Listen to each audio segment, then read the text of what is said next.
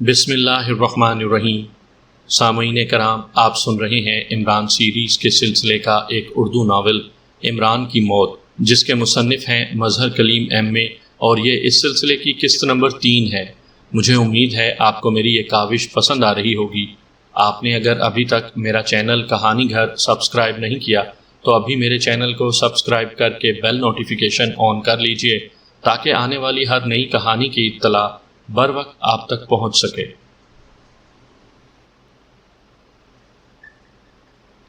Tiger نے اگلے چوک سے موٹر سائیکل موڑی اور پھر ایک بائی پاس روڈ پر وہ موٹر سائیکل دوڑاتا ہوا تیزی سے اس سڑک کی طرف بڑھتا چلا گیا جس پر عمران نے کار موڑی تھی۔ یہ بائی پاس روڈ تقریباً اسی سڑک کے درمیان میں جا ملتی تھی۔ ٹائیگر جب مین روڈ کے قریب پہنچا تو اچانک اس نے موٹر سائیکل روک لی۔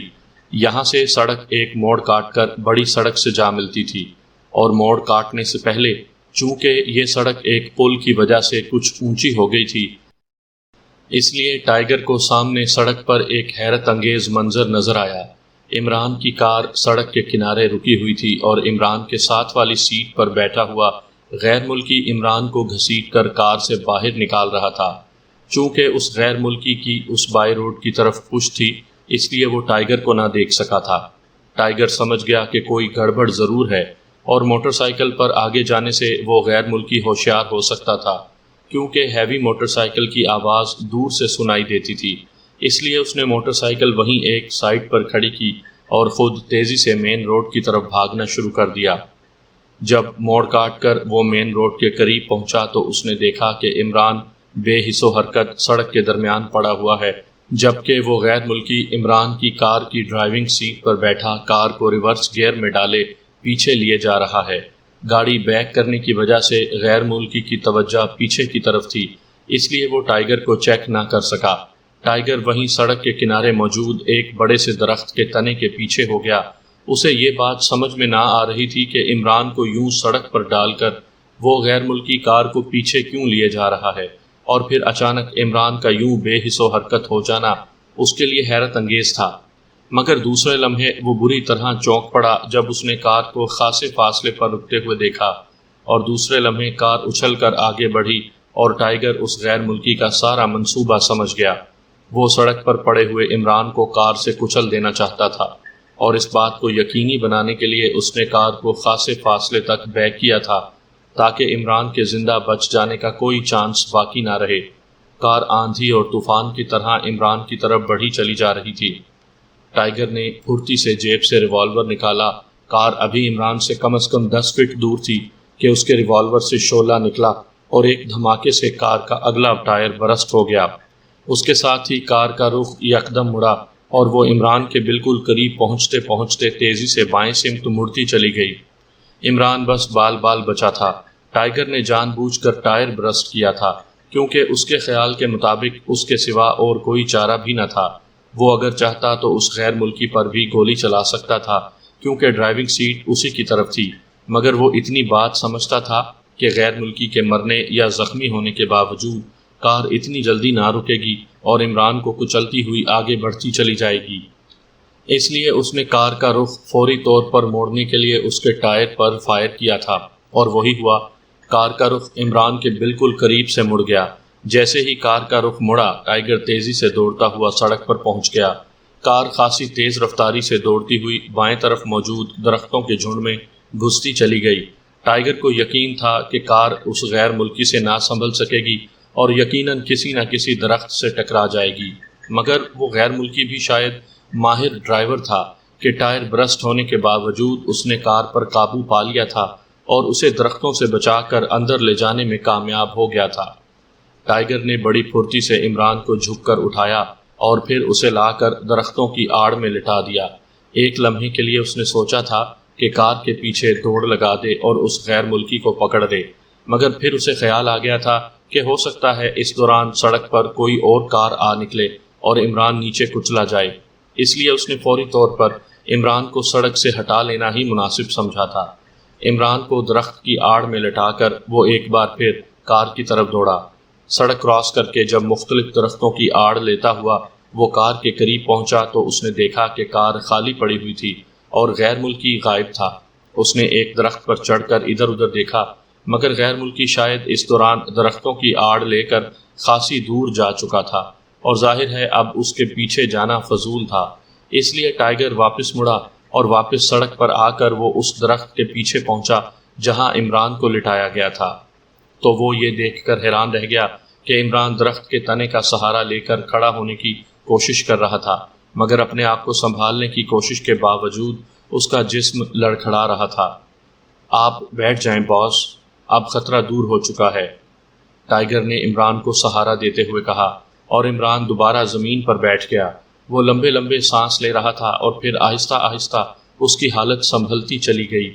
شکریہ ٹائیگر، تم ٹھیک وقت پر پہنچ گئے، ورنہ میرا کباڑا ہو گیا تھا۔ عمران نے مسکراتے ہوئے زبان کھولی۔ مگر باس، یہ ہوا کیسے؟ ٹائیگر نے پوچھا۔ بس لا علمی میں مار کھا گیا۔ فلیٹ سے اترتے ہی وہ غیر ملکی مل گیا۔ اس کے پاس ناراک ٹائمز کا اسپیشل کارڈ تھا اور پھر کیمرہ بھی موجود تھا، اس لیے میں اس کی اصل شخصیت کو نہ سمجھ سکا۔ میں دراصل اسے پوسٹ آفس پہنچانے لے جا رہا تھا۔ شارٹ کٹ کی وجہ سے میں نے اس سڑک پر گاڑی موڑ لی، مگر اچانک اس نے کیمرے سے فلائنگ ریز مجھ پر ماری اور میرا پورا جسم مفلوج ہو گیا۔ عمران نے تفصیل بتاتے ہوئے کہا۔ وہ کار چھوڑ کر بھاگ گیا ہے باس، ٹائیگر نے اسے اطلاع دیتے ہوئے کہا۔ چلو اچھا ہوا، اگر وہ کار سمیت بھاگ جاتا تو پھر میں اس کا کیا بگاڑ لیتا۔ شریف آدمی تھا، کار چھوڑ گیا، عمران نے بڑے سنجیدہ لہجے میں کہا، اور ٹائیگر عمران کے اس انداز پر بے اختیار ہنس پڑا۔ ویسے میں نے تمہیں پیچھے چوک پر دیکھا تھا، مگر تم تو آگے جا رہے تھے، پھر کیسے ٹپک پڑے؟ عمران نے اٹھتے ہوئے کہا۔ اب وہ مکمل طور پر ٹھیک ٹھاک تھا۔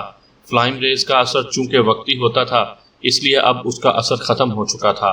بس باس، اچانک میری چھٹی حص نے خطرے کا الارم بجایا اور پھر میں اگلے چوک سے آنے والی بائی روڈ پر گھومتا ہوا ادھر آ نکلا۔ ٹائیگر نے مسکراتے ہوئے جواب دیا۔ اوہ، یہ چھٹی حص آج تک چھٹی ہی رہی، کبھی ساتویں نہیں ہو سکی۔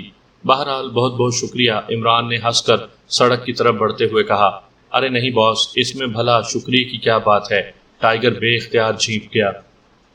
ویسے مجھے بے حد خوشی ہے کہ تم نے ذہانت سے کام لیا اور کار کا ٹائر برسٹ کر دیا۔ اس طرح کار یقینی طور پر مڑ گئی، عمران نے اس کی ذہانت کی تعریف کرتے ہوئے کہا، اور ٹائیگر کا دل بلیوں اچھلنے لگا، کیونکہ عمران کی تعریف ہی اس کے لیے صنعت کا درجہ رکھتی تھی۔ دونوں سڑک کراس کر کے ذخیرے میں موجود کار کو پاس آئے اور ٹائیگر نے سب سے پہلے کار کا پہیہ بدلا۔ تمہارا موٹر سائیکل کہاں ہے؟ عمران نے پوچھا۔ وہ بائی روڈ کے موڑ پر ہے، میں نے اسے وہیں چھوڑ دیا تھا تاکہ غیر ملکی اس کی آواز سن کر چوکنا نہ ہو جائے، ٹائیگر نے جواب دیا۔ آؤ پھر میرے ساتھ بیٹھو، میں تمہیں وہاں چھوڑ دوں گا، عمران نے ڈرائیونگ سیٹ سنبھالتے ہوئے کہا، اور پھر ٹائیگر اس کے ساتھ بیٹھ گیا۔ عمران نے کار موڑ دی اور سڑک پر آ کر اسے بائی روڈ کی طرف موڑ دیا۔ چند لمحوں بعد کار سڑک کے کنارے کھڑے ہوئے موٹر سائیکل کے قریب جا کر رک گئی اور ٹائیگر دروازہ کھول کر نیچے اتر گیا۔ اب میرے پیچھے آنے کی ضرورت نہیں، تم اس حبشی کو تلاش کرو، اور سنو، ایک بار پھر کہہ رہا ہوں کہ اس سے ٹکرانے کی حماقت نہ کرنا، بس اس کی نگرانی کرتے رہنا اور مجھے اطلاع دے دینا، عمران نے ٹائیگر کو سمجھاتے ہوئے کہا۔ ٹھیک ہے باس، ٹائیگر نے کہا، اور عمران ہاتھ ہلاتے ہوئے کار کو آگے بڑھا لے گیا۔ عمران کی کار جانے کے بعد ٹائیگر نے موٹر سائیکل سنبھالا اور پھر وہ اس ٹوٹی پھوٹی سڑک پر آ گیا تاکہ جلد از جلد مین روڈ تک پہنچ سکے۔ جوانا کو جیسے ہی ہوش آیا وہ اچھل کر بیٹھ گیا۔ اس کے دماغ میں دھماکے سے ہو رہے تھے، یوں لگتا تھا جیسے دماغ میں مسلسل بم پھٹ رہے ہوں۔ یہ اس کی زندگی میں پہلا موقع تھا کہ وہ ایک عام سے آدمی کے ہاتھوں بے ہوش ہوا تھا۔ دوسرے لمحے وہ اٹھ کر کھڑا ہو گیا، کمرہ خالی پڑا ہوا تھا۔ اس کے ذہن میں فوری طور پر یہی خیال آیا کہ وہ حبشی اور عمران دونوں اس کے بے ہوش ہوتے ہی اس سے خوفزدہ ہو کر یہاں سے فرار ہو گئے ہیں، کیونکہ انہیں معلوم تھا کہ جیسے ہی جوانا ہوش میں آیا ان دونوں کی موت یقینی ہے، اور پھر اس کی اپنی دماغی حالت بھی کچھ بہتر نہیں تھی۔ اس لیے اس نے فوری طور پر یہی فیصلہ کیا کہ وہ فی الحال اپنے ہوٹل جا کر آرام کرے اور پھر دوبارہ اس فلیٹ میں آ کر شکار کی گردن توڑ دے۔ یہی سوچتا ہوا وہ تیزی سے سیڑھیوں سے اترتا فلیٹ سے نیچے آیا، اور پھر یہ اس کی خوش قسمتی تھی کہ اسے خالی ٹیکسی کے انتظار میں زیادہ دیر کھڑا نہ ہونا پڑا۔ ہوٹل جبیس، جوانا نے اپنے جسم کو سمیٹ کر ٹیکسی کی پچھلی نشست پر بیٹھتے ہوئے کہا، اور ٹیکسی ڈرائیور نے سر ہلا کر گاڑی آگے بڑھا دی۔ جوانا ٹیکسی میں بیٹھا سوچ رہا تھا کہ عمران کے جسم میں بے پناہ پھرتی اور قوت بھری ہوئی تھی کہ اس کی مشین کی طرح چلنے والی ٹانگوں نے جوانا کے سر کا بھرکس بنا دیا تھا۔ بہرحال وہ چونکہ اسے قتل کرنے کا فیصلہ کر چکا تھا، اس لیے اس نے کچھ زیادہ سوچ بچار نہ کیا، اور جب ٹیکسی ہوٹل جبیس کے کمپاؤنڈ میں داخل ہوئی تو جوانا نے اتر کر ڈرائیور کو کرایہ دیا اور پھر لفٹ پر سوار ہو کر چوتھی منزل پر سیدھا اپنے کمرے میں جا پہنچا۔ کمرے میں پہنچتے ہی وہ بستر پر دراز ہوا اور اس نے آنکھیں بند کر لیں۔ وہ کچھ دیر تک آرام کرنا چاہتا تھا۔ بستر پر لیٹتے ہی اسے نیند آ گئی، اور جب دوبارہ اس کی آنکھ کھلی تو اسے سوئے ہوئے 2 گھنٹے گزر چکے تھے۔ اب جوانا بالکل تر و تازہ ہو چکا تھا۔ وہ اچھل کر بستر سے نیچے اترا اور غسل خانے میں گھس گیا۔ ٹھنڈے پانی سے کافی دیر تک غسل کرنے کے بعد جب وہ کپڑے بدل کر باہر آیا تو وہ پہلے جیسا جوانا بن چکا تھا۔ کمرے سے باہر نکل کر وہ سیدھا ڈائننگ ہال میں آیا، اور پھر اس نے ہال کے ایک کونے میں پڑی ہوئی خالی میز کو تاڑ لیا۔ ہال میں موجود لوگ اس کے دیوزاد جسم کو دیکھ کر خاصے مرعوب لگتے تھے، مگر جوانا ایسی نظروں کا عادی تھا، اس لیے وہ اطمینان سے چلتا ہوا اس خالی میز پر پہنچا اور کرسی گھسیٹ کر بیٹھ گیا۔ دوسرے لمحے ویٹر وہاں پہنچا اور اس نے ایک بڑا سا مینیو کارڈ بڑے مؤدبانہ انداز میں اس کے سامنے رکھ دیا۔ اس مینیو کو لے جاؤ اور اس میں جو کچھ درج ہے وہ سب لے آؤ، مگر جلدی، مجھے بھوک لگی ہے۔ جوانا نے لاپرواہ سے لہجے میں ویٹر سے مخاطب ہو کر کہا، تمام مینیو سر؟ ویٹر نے حیران ہوتے ہوئے پوچھا۔ جوانا شاید اس کی زندگی میں پہلا گاہک تھا جو پورا مینیو طلب کر رہا تھا۔ ہاں ہاں سب، مگر جلدی، جوانا نے غصے سے دھاڑتے ہوئے کہا، اور ویٹر کارڈ اٹھائے تیزی سے واپس مڑ گیا۔ چند لمحوں بعد 4 ویٹر بڑی بڑی ٹرے اٹھائے وہاں پہنچے، اور انہوں نے بے شمار قسم قسم کے سالنوں سے بھری ہوئی پلیٹیں جوانا کے سامنے رکھنی شروع کر دیں۔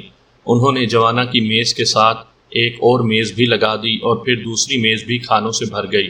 ابھی آدھا مینیو مکمل ہوا ہے جناب، آپ یہ کھا لیں تو باقی آدھا سرو کر دیں گے، ویٹر نے مؤدبانہ لہجے میں کہا۔ ٹھیک ہے، جوانا نے کہا، اور پھر وہ ندیدوں کی طرح کھانے پر ٹوٹ پڑا۔ اس کے بڑے بڑے ہاتھ خاصی تیز رفتاری سے چل رہے تھے، اور سالنوں سے بھری ہوئی پلیٹیں یوں خالی ہوتی جا رہی تھیں جیسے جوانا کے بجائے جنات کھانا کھا رہے ہوں۔ آدھے گھنٹے سے بھی کم وقت میں جوانا نے ساری پلیٹیں صاف کر دیں، اور پھر ویٹروں نے خالی پلیٹیں ہٹا کر کھانے کی مزید پلیٹوں سے دونوں میزیں بھر دیں، اور جوانا ایک بار پھر کھانے پر ٹوٹ پڑا۔ حال میں ہر فرد حیرت بھرے انداز میں جوانا کو دیکھ رہا تھا۔ ان کے اندازے کے مطابق 20 افراد کا کھانا اکیلا جوانا کھا چکا تھا، اور ابھی تک اس کے ہاتھ پہلے جیسی تیزی سے چل رہے تھے۔ جوانا کھانا کھانے میں اتنا محو تھا کہ اس نے آنکھ اٹھا کر بھی ادھر نہ دیکھا۔ یہی وجہ تھی کہ وہ کاؤنٹر پر کھڑے ہوئے ٹائیگر کو نہ دیکھ سکا جو ابھی ابھی ہال میں داخل ہوا تھا، اور اس کی تیز نظریں جوانا پر جمی ہوئی تھیں۔ 2-3 ہوٹلوں کی خاک چھاننے کے بعد اسے جوانا یہاں نظر آ گیا تھا، اور وہ جوانا کو دیکھتے ہی پہلی نظر میں پہچان گیا کہ یہی اس کا مطلوبہ آدمی ہے۔ ویسے جب تک اس نے جوانا کو نہ دیکھا تھا، اس کے تصور میں جوانا کا شبیہ قدریں مختلف تھی، مگر اب جوانا کو دیکھنے کے بعد اسے محسوس ہوا کہ عمران نے جوانا کے متعلق ٹھیک ہی کہا تھا۔ اس دیو کو پستول کے علاوہ ہاتھوں سے شکست دینا ناممکن تھا۔ پہلے اس کا ارادہ تھا کہ جیسے ہی جوانا اسے نظر آئے گا وہ اس سے ٹکرا جائے گا، اور پھر اسے مار پیٹ کر بے ہوش کر دینے کے بعد عمران کو اطلاع دے گا، مگر اب اس نے ارادہ بدل دیا تھا۔ اب وہ پہلے عمران کو اطلاع دینا چاہتا تھا، اس کے بعد جو ہوتا دیکھا جاتا۔ چنانچہ وہ کاؤنٹر سے ہٹ کر سیدھا ٹوائلٹ کی طرف بڑھتا چلا گیا، اور پھر ٹوائلٹ میں داخل ہو کر اس نے عمران سے ٹرانسمیٹر پر رابطہ قائم کیا۔ عمران نے اسے وہیں ٹھہرنے اور جوانا کی نگرانی کرنے کا حکم دیا، اور ٹائیگر ٹوائلٹ سے نکل کر دوبارہ کاؤنٹر پر پہنچ گیا۔ جوانا اب کھانا ختم کر کے شراب کی 4 بوتلیں سامنے رکھے پینے میں مصروف تھا۔ وہ بوتل اٹھاتا، اسے منہ سے لگاتا، اور پھر اس وقت اسے واپس میز پر رکھتا جب تک کہ شراب کا آخری قطرہ تک نکل کر اس کے حلق میں نہ پہنچ جاتا۔ میز پر رکھی ہوئی بوتلیں تیزی سے ختم ہوتی جا رہی تھیں۔ 4 بوتلیں ختم کرنے کے بعد جوانا نے 4 بوتلیں اور طلب کی، اور ایک بار پھر وہ شراب پینے میں مصروف ہو گیا۔ اور پھر جس وقت جوانا کی میز پر 2 بوتلیں بھری ہوئی موجود تھیں تو عمران ہوٹل میں داخل ہوا۔ اس وقت وہ میک اپ میں تھا۔ اس نے اپنے چہرے پر ایک ہائی کلاس غنڈے کا میک اپ کر رکھا تھا۔ اس کا میک اپ اتنا مکمل تھا کہ ٹائیگر بھی اسے پہچان نہ سکا جب تک عمران نے کاؤنٹر پر آ کر اس سے بات نہ کی۔ کتنی بوتلیں پی ہیں جوانا نے؟ عمران نے سرگوشی میں پوچھا۔ او آپ، یہ 7ویں بوتل ہے۔ یہ آدمی نہیں ہے، کوئی جن ہے باس، ٹائیگر نے چونک کر جواب دیتے ہوئے کہا۔ اسی لیے تو اس کا نام جوانا ہے، عمران نے مسکراتے ہوئے کہا، اور پھر اس کے قدم تیزی سے جوانا کی میز کی طرف بڑھتے چلے گئے۔ ٹائیگر چوکنا ہو گیا، کیونکہ کسی بھی لمحے اس کے خیال کے مطابق اسے عمران کی امداد کرنے کی ضرورت پڑ سکتی تھی۔ کیا میں یہاں بیٹھ سکتا ہوں مسٹر جوانا؟ عمران نے جوانا کی میز کے قریب پہنچتے ہوئے قدرے سرد لہجے میں کہا، اور جوانا نے چونک کر اس کی طرف دیکھا۔ اس وقت وہ 8ویں بوتل منہ سے لگانے ہی والا تھا۔ کون ہو تم اور میرا نام کیسے جانتے ہو؟ جوانا کے لہجے میں وحشت کی جھلکیاں تھیں، اس کی آنکھیں کبوتر کے خون کی طرح سرخ ہو رہی تھیں۔ میرا نام جابر ہے اور میرا کام ہی لوگوں کے نام جاننا ہے۔ یہاں دارالحکومت میں کوئی شخص میری اجازت کے بغیر کسی کو قتل نہیں کر سکتا، جبکہ مجھے اطلاع ملی ہے کہ تم علی عمران کو قتل کرنے یہاں آئے ہو۔ عمران نے بڑے اطمینان سے سامنے والی کرسی پر بیٹھتے ہوئے کہا۔ تو تم یہاں کے غنڈے ہو اور شاید مجھ سے غنڈہ ٹیکس وصول کرنے آئے ہو، جوانا نے کینہ توز نظروں سے عمران کو دیکھتے ہوئے کہا۔ تم غلط سمجھے ہو مسٹر جوانا، میں تو یہاں اس لیے آیا ہوں کہ تمہیں بتا سکوں کہ تم نے عمران پر ہاتھ ڈال کر اپنے لیے مصیبت مول لے لی ہے۔ اس کے آدمی پورے شہر میں تمہیں ڈھونڈتے پھر رہے ہیں، عمران نے نرم لہجے میں کہا۔ مجھے کسی کی پرواہ نہیں، میرا نام جوانا ہے، جوانا۔ جوانا نے 8ویں بوتل خالی کر کے میز پر رکھتے ہوئے خونخوار لہجے میں کہا۔ یہ ٹھیک ہے کہ تم بے پناہ طاقتور ہو، مگر سوچو کہ مشین گنوں سے نکلنے والی سینکڑوں گولیوں کے مقابلے میں تمہاری طاقت تمہاری کیا امداد کر سکتی ہے؟ عمران نے کہا۔ مجھے خوف زدہ کرنے کی کوشش مت کرو، میں سب کو دیکھ لوں گا، میں عمران کو مچھر کی طرح مسل کر رکھ دوں گا، جوانا نے غصے سے چیختے ہوئے کہا، اور پھر وہ ایک جھٹکے سے اٹھ کر کھڑا ہو گیا۔ چیخنے چلانے کی ضرورت نہیں ہے، ہم بھی اس عمران سے بے حد تنگ ہیں، ہم بھی چاہتے ہیں کہ وہ ختم ہو جائے، اس لیے بہتر ہے کہ تم میری بات اطمینان سے سنو۔ عمران نے ہاتھ اٹھا کر اسے واپس کرسی پر بیٹھنے کا اشارہ کرتے ہوئے کہا، اور جوانا چند لمحے تذبذب کی حالت میں عمران کو غور سے دیکھنے کے بعد دوبارہ کرسی پر بیٹھ گیا۔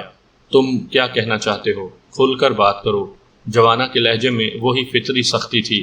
دیکھو، اب اس فلیٹ پر تمہیں عمران زندگی بھر نہ مل سکے گا، البتہ میں جانتا ہوں کہ اس وقت عمران کہاں مل سکتا ہے، اور پھر دلچسپ بات یہ ہے کہ وہ اس وقت وہاں ہے بھی اکیلا، اس کے آدمی شہر میں تمہیں تلاش کرتے پھر رہے ہیں۔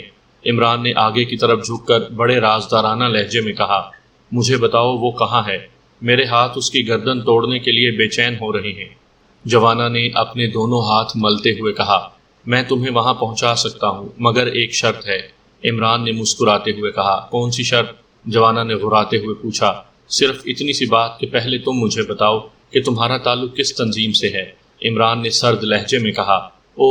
تو تم صرف یہی پوچھنے میرے پاس آئے ہو، بہت خوب، تم لوگوں نے مجھے بے وقوف سمجھ لیا ہے، مجھے یقین آ گیا ہے کہ تم بھی عمران کے آدمی ہو، جوانا نے بھوکے بھیڑیے کی مانند دانت پاڑتے ہوئے کہا، اور دوسرے لمحے اس کا ہاتھ تیزی سے عمران کی گردن کی طرف بڑھا، جیسے وہ اس کی گردن کو مٹھی میں جکڑنا چاہتا ہو، مگر مقابل میں عمران تھا، وہ بھلا کس طرح قابو میں آتا۔ وہ تیزی سے ایک طرف ہٹ گیا اور جوانا کا وار خالی چلا گیا، اور پھر تو جیسے جوانا پر وحشت سوار ہو گئی، اس نے تیزی سے میز الٹ دی اور اچھل کر کھڑا ہو گیا۔ تمہاری یہ جرت کہ جوانا کو بلیک میل کرو، حقیر کیڑے، جوانا نے غراتے ہوئے کہا۔ اس کا چہرہ غصے کی شدت سے بھیانک ہو گیا تھا۔ ارے تم تو پاگل ہو، میں تمہیں بلیک میل کیوں کروں گا؟ تم تو پہلے ہی بلیک ہو، البتہ وائٹ میل کہتے تو اور بات تھی، عمران نے مضحکہ اڑاتے ہوئے کہا، اور پھر تو جیسے جوانا پر پاگل پن کا دورہ پڑ گیا۔ وہ میزیں توڑتا عمران کی طرف لپکا، مگر عمران تو چھلاوا بنا ہوا تھا، وہ اسے پورے حال میں نچاتا پھرا۔ حال چند ہی لمحوں میں خالی ہو گیا، اور سب لوگ دوڑ دوڑ کر اپنی جانیں بچانے کے لیے ادھر ادھر دیواروں سے لگ کر سمٹ گئے۔ ٹائیگر بڑے اطمینان سے کاؤنٹر کے قریب کھڑا یہ دھما چوکڑی دیکھ رہا تھا۔ ہوٹل کی انتظامیہ نے پہلے تو خود اس دھما چوکڑی کو روکنے کی کوشش کی، مگر اپنے آپ کو بے بس دیکھ کر انہوں نے پولیس کو فون کر دیا، اور پھر چند ہی لمحوں بعد پولیس گاڑیوں کے تیز سائرنوں سے ہوٹل کا ماحول گونج اٹھا۔ لو، وہ تمہارے بھائی بند آ گئے، عمران نے اچانک کہا، اور اس کے ساتھ ہی اس نے تیزی سے غوطہ مارا، اور دوسرے لمحے وہ عقبی دروازے سے بھاگتا چلا گیا۔ جوانا غصے سے چیختا ہوا اس کے پیچھے بھاگا، مگر دوسرے لمحے ایک گونجدار آواز سن کر رک گیا۔ خبردار، اگر حرکت کی تو گولیوں سے چھلنی کر دیے جاؤ گے۔ یہ اس پولیس انسپیکٹر کی آواز تھی جو پولیس کے دستے سمیت ابھی ابھی حال میں داخل ہوا تھا۔ اس کے ہاتھ میں پکڑے ہوئے ریوالور کا رخ جوانہ کی طرف تھا۔ عمران اس اثنا میں عقبی دروازے سے غائب ہو چکا تھا۔ انسپیکٹر ریوالور لہراتا تیزی سے جوانہ کی طرف بڑھا۔ کیا بات ہے، تم نے اس حال میں کیا غنڈہ گردی مچا رکھی ہے؟ انسپیکٹر کا لہجہ بے حد سخت تھا۔ تمیز سے بات کرو انسپیکٹر، یہ دھما چوکڑی میں نے نہیں، تمہارے ملک کے اس گنڈے نے مچائی ہے جو ابھی ابھی اس دروازے سے بھاگ گیا ہے۔ جوانہ نے انسپیکٹر کو ڈانٹتے ہوئے کہا۔ مگر مجھے بتایا گیا ہے کہ حال کی میزیں تم نے توڑی ہیں۔ انسپیکٹر نے اس کے انداز سے قدرے مروب ہوتے ہوئے کہا۔ کہاں ہے ہوٹل کا مینیجر؟ جوانہ نے انسپیکٹر کی بات کا جواب دینے کے بجائے ادھر ادھر دیکھتے ہوئے چیخ کر کہا، اور پھر ایک ادھیڑ عمر آدمی تیزی سے آگے بڑھایا۔ تو مینیجر ہو؟ جوانہ نے دھاڑتے ہوئے کہا۔ ہاں، تم نے میرے ہوٹل کا ستیہ ناش مار دیا ہے، مینیجر نے بوکھلائے ہوئے لہجے میں کہا۔ کتنا نقصان ہوا ہے؟ جوانہ نے پوچھا۔ تقریباً 50,000 روپے کا، مینیجر نے غصیلے لہجے میں کہا۔ اسے میرے بل میں شامل کر دو۔ اور سنو انسپیکٹر، میں ایکریمیا کا ایک معزز شہری ہوں۔ تمہارے ملک کا ایک غنڈہ میری میز پر پہنچا اور مجھ سے غنڈہ ٹیکس طلب کرنے لگا۔ میں اسے پکڑ کر ہوٹل انتظامیہ کے حوالے کرنا چاہتا تھا کہ وہ بھاگ گیا۔ جوانہ نے اپنی پوزیشن بنانے کے لیے کہا۔ اوہ، تو یہ بات تھی، آئی ایم سوری۔ ویسے بھی آپ نے ہوٹل انتظامیہ کو مطمئن کر دیا ہے، اس لیے اب ہم آپ کے خلاف کوئی کارروائی نہیں کر سکتے۔ ویسے آپ مجھے اس گنڈے کا حلیہ بتا دیں، اسے پکڑنے کی کوشش کریں گے، انسپیکٹر نے مروب ہوتے ہوئے کہا۔ اور پھر جوانہ نے حلیہ بتا کر اپنی جان چھڑائی اور پھر تیز تیز قدم بڑھاتا ہوا ہوٹل سے باہر آ گیا۔ باوجود تیز دماغ ہونے کے جوانہ ہر صورتحال کو سمجھتا تھا، اس لیے وقتی طور پر اس نے اپنے آپ کو پولیس کارروائی میں ملوث ہونے سے بچا لیا تھا۔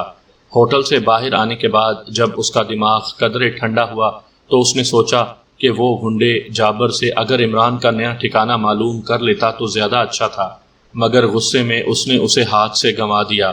بہرحال اب کیا ہو سکتا تھا سوائے ہاتھ ملنے کے، مگر پھر اس نے عمران کے فلیٹ جانے کا ارادہ کر لیا کہ ہو سکتا ہے جابر غلط کہہ رہا ہو اور عمران فلیٹ میں مل جائے۔ چنانچہ اس نے ایک خالی ٹیکسی پکڑی اور اسے کنگ روڈ چلنے کا کہہ کر پچھلی نشست پر بیٹھ گیا، اور پھر اس سے پہلے کہ وہ دروازہ بند کرتا، عمران تیزی سے اندر داخل ہوا اور جوانہ کے ساتھ لگ کر بیٹھ گیا۔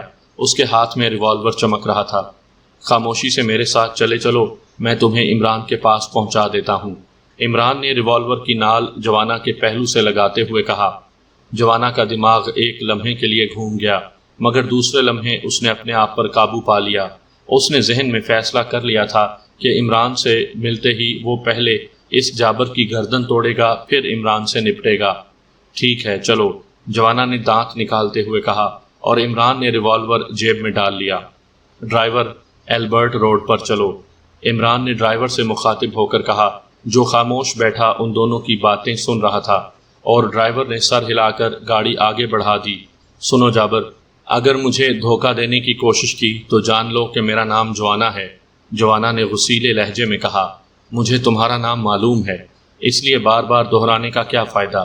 شاید تمہیں اپنا نام ضرورت سے زیادہ پسند ہے، عمران نے مسکراتے ہوئے کہا۔ جوانہ نے اس بار کوئی جواب نہ دیا اور دانت بھینچ کر بیٹھ گیا۔ ٹیکسی خاصی تیز رفتاری سے مختلف سڑکوں سے گزرنے کے بعد ایک بڑی سی سڑک پر آ گئی۔ سامنے والی بلڈنگ کے گیٹ پر روک دو، عمران نے رانا ہاؤس کے گیٹ کی طرف اشارہ کرتے ہوئے کہا، اور ٹیکسی ڈرائیور نے رانا ہاؤس کے سامنے گاڑی روک دی۔ عمران ٹیکسی رکتے ہی تیزی سے نیچے اتر آیا اور پھر جوانہ بھی ٹیکسی سے برآمد ہو گیا۔ عمران نے جیب میں ہاتھ ڈال کر ایک نوٹ نکالا اور ڈرائیور کے ہاتھ پر رکھ دیا۔ ڈرائیور نے بقیہ دینے کے لیے جیب میں ہاتھ ڈالا، مگر عمران لاپرواہی سے چلتا ہوا گیٹ کی طرف بڑھتا چلا گیا اور ڈرائیور نے ٹیکسی آگے بڑھا دی۔ عمران اس عمارت میں چھپا ہوا ہے، عمران نے جوانہ کے قریب جا کر کہا۔ پہلے تم اندر چلو، جوانہ نے اسے بازو سے پکڑ کر اندر دھکیلتے ہوئے کہا۔ اچھا میں ہی چلتا ہوں، عمران نے بازو چھڑاتے ہوئے کہا، اور پھر اس نے آگے بڑھ کر پھاٹک کو دھکیلا تو پھاٹک کھلتا چلا گیا۔ عمران اندر داخل ہوا تو جوانہ بھی گیٹ میں داخل ہو گیا۔ یہ ایک وسیع و عریض عمارت تھی۔ سامنے برآمدے میں جوزف ایک کرسی پر بیٹھا شراب نوشی کر رہا تھا۔ جوانا نے جیسے ہی اندر قدم رکھا وہ جوزف کو دیکھ کر بری طرح چونک پڑا۔ آؤ آؤ جوانا، ڈرو نہیں، یہ بھی تمہاری ہی نسل کا آدمی ہے، عمران نے مسکراتے ہوئے کہا۔ اس کا مطلب ہے تم مجھے جان بوجھ کر یہاں لے آئے ہو اور تم خود عمران ہو، جوانا نے دانت بھینچتے ہوئے کہا۔ اچھے خاصے سمجھدار بھی ہو، میں نے تو سمجھا تھا کہ تمہاری اوپر والی منزل بالکل خالی ہوگی، عمران نے مسکراتے ہوئے کہا۔ بولو، کیا تم ہی عمران ہو؟ جوانا نے جو لان کے درمیان میں رک گیا تھا عمران کو کینہ توز نظروں سے دیکھتے ہوئے کہا۔ اگر تم اس بات پر مصر ہو تو ایسے ہی صحیح، اور سنو، میں تمہیں یہاں اس لیے لایا ہوں تاکہ تم اطمینان سے بتا سکو کہ تمہارا تعلق کس تنظیم سے ہے، عمران نے مسکراتے ہوئے جواب دیا۔ تم مجھے نہیں اپنی موت کو ساتھ لے آئے ہو، جوانا نے غصیلے لہجے میں کہا اور پھر اچھل کر عمران کی طرف بڑھا۔ خبردار، باس سے لڑنے سے پہلے مجھ سے بات کرو۔ اچانک جوزف ہاتھ میں ریوالور پکڑے درمیان میں کود پڑا۔ جوزف، تم ہٹ جاؤ، یہ میرا مہمان ہے، اس کی خاطر مدارات میں خود کروں گا، عمران نے ہاتھ اٹھا کر جوزف سے کہا، اور جوزف برا سا منہ بنا کر ایک طرف ہٹ گیا۔ اسی لمحے ٹائیگر بھی جو جوانا کا تعاقب کرتا ہوا وہاں تک پہنچ گیا تھا اندر آ گیا۔ سنو جوانا، میں نہیں چاہتا کہ تمہارے ہاتھ پیر توڑ کر تم سے تمہاری تنظیم کا نام پوچھوں، اس لیے تمہاری بہتری اسی میں ہے کہ خود ہی سب کچھ بتا دو، عمران نے جیب سے ریوالور نکالتے ہوئے پوچھا۔ تم بزدل چوہے، ریوالور کے بل پر رعب جما رہے ہو، جوانا نے غصیلے لہجے میں کہا، مگر اسی لمحے عمران نے ریوالور جوزف کی طرف اچھال دیا۔ تمہیں اپنے متعلق کچھ ضرورت سے زیادہ خوش فہمی ہے جوانا، میرا خیال ہے تم ایسے نہیں بتاؤ گے، تو پھر آؤ اپنی حسرت نکال لو، عمران نے اس بار قدرے سنجیدہ لہجے میں کہا، اور پھر جوانا کے چہرے پر بے اختیار مسکراہٹ تیرنے لگی۔ اسے یقین تھا کہ وہ اس دبلے پتلے نوجوان کی ہڈیاں اپنے ہاتھوں سے ہی توڑ ڈالے گا، اس لیے وہ قدم قدم آگے بڑھنے لگا۔